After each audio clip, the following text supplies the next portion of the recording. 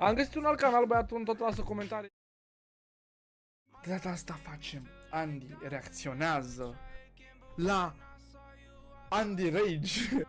Reacția mea la propriile mele rage-uri. Niște compilații șmechere drăguțe cu fazele amuzante din Skywars în care eu am dat rage și am murit.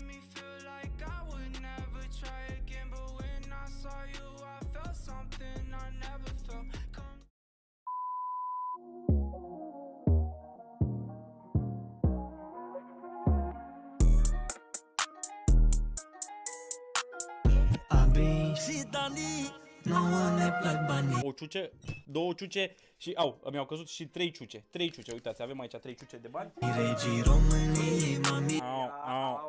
Sunt rege pe România. Ne iubesc am toți golanii și românii și țiganii, că noi știm să facem banii. Ia petarda și dă banii ca să sperii toți dușmanii. Noi știm să facem banii. Hai șefule, dau petardă. Noi știm să facem banii. Eu vând petardă aici, vrei să te junghi, te dracu de aici. Sunteți câinii mei și vă țin în lesă pe toți. Sunt atacare căței.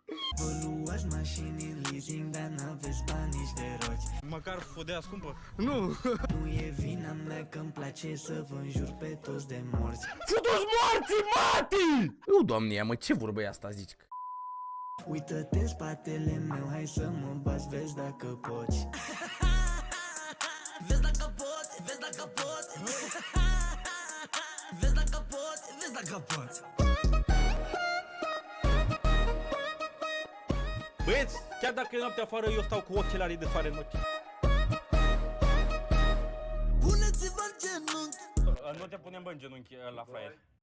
Nu vă mai dați bardoi. Uite, m-am echipat cu maiu frumos, cruciulița, cruciuliță. Avem filmări cu voi când faceți video în chat. Și eu sunt închinuți acum, n-are un tricou pe mine măcar. Abi și Dani, ne-am unit toți fanii și românii și țiganii. Aoleu, că mâncați așa. Până și americanii. Lingua pussy.